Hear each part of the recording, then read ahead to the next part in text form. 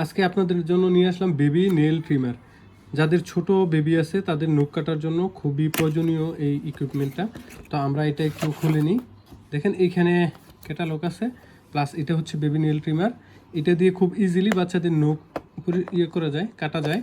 তো কিভাবে কাটবেন একটু প্রসেসটা দেখা দিচ্ছি। এটা হচ্ছে নেল ট্রিমার, এখানে ব্যাটারি ইউজ করা হয়েছে।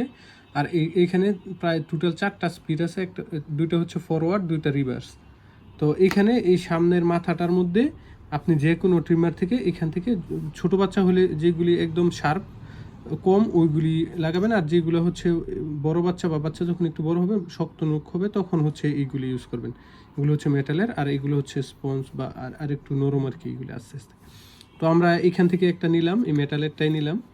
এটা নিয়ে আমরা জাস্ট এখানে পুট করে দিব, এখানে দিয়ে হালকা একটা চাপ দিলেই এটা হয়ে যায়। আর এখন দেখেন চলতেছে, আমার এখানে বাটনে চাপ দেওয়ার কারণে এখানে চলা শুরু করছে। সামনের দিকে দিলে সামনের দিকে চলবে, পিছন দিকে দিলে উল্টো ঘুরবে।